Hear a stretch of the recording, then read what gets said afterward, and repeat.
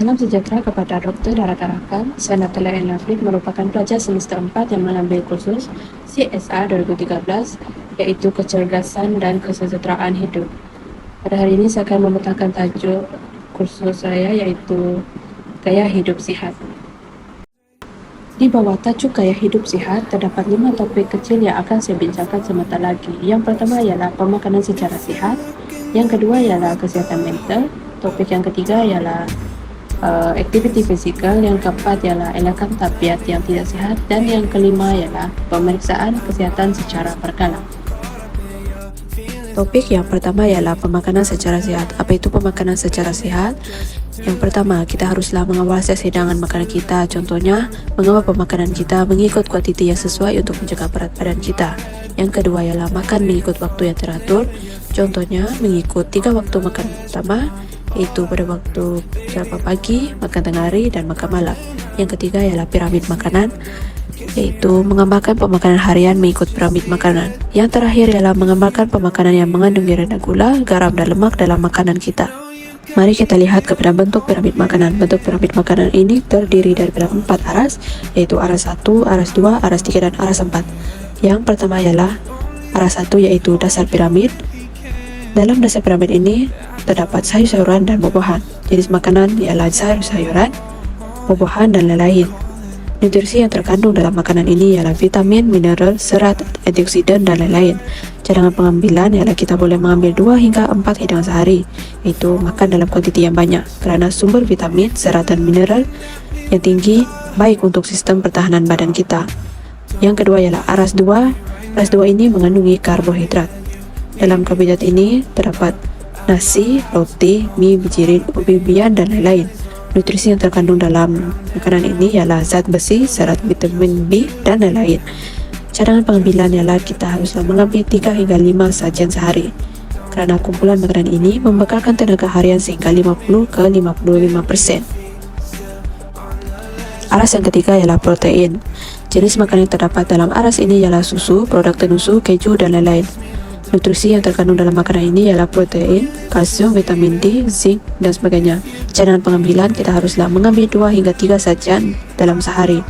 Susu juga baik untuk membina kekuatan gigi dan tulang, terutamanya kanak-kanak. Aras yang terakhir ialah aras 4, yaitu aras ini mengandungi lemak, minyak, garam, dan gula yang banyak dalam makanan. Jenis makanan tersebut ialah gula-gula, minyak sayuran, mentega, dan sebagainya. Cadangan pengambilan kita haruslah mengambil dalam kuantiti yang sedikit, kerana pengambilan lemak, minyak, gula, dan garam yang berlebihan boleh mengundang penyakit kronik seperti obesiti, diabetes, darah tinggi, dan kanser. Topik yang kedua ialah kesihatan mental. Apakah itu kesihatan mental?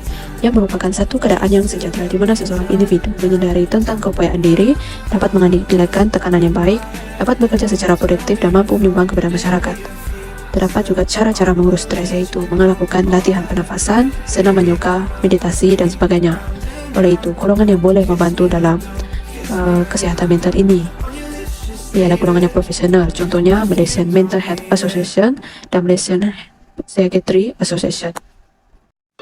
Topik yang ketiga ialah aktiviti fizikal. Aktiviti fizikal ini merangkumi semua pergerakan badan yang menggunakan tenaga dalam kehidupan seharian seperti bekerja, berekreasi, bersenam, dan bersukan. Contoh aktiviti fizikal ialah aktiviti fizikal ringan hingga sederhana, sekurang-kurangnya dilakukan dalam 30 menit dalam sehari.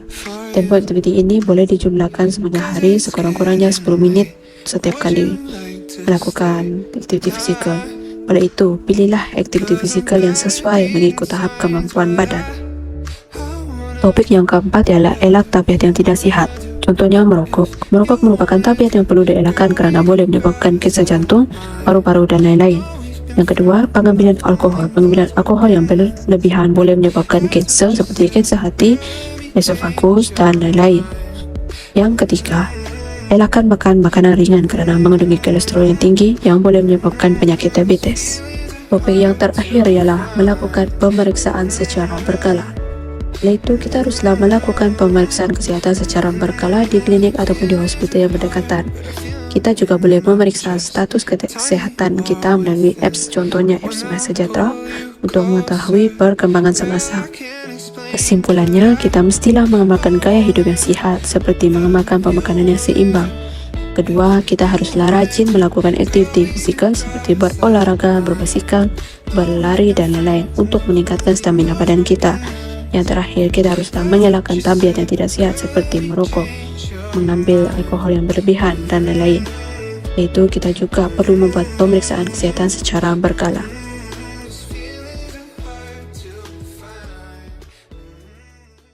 We can go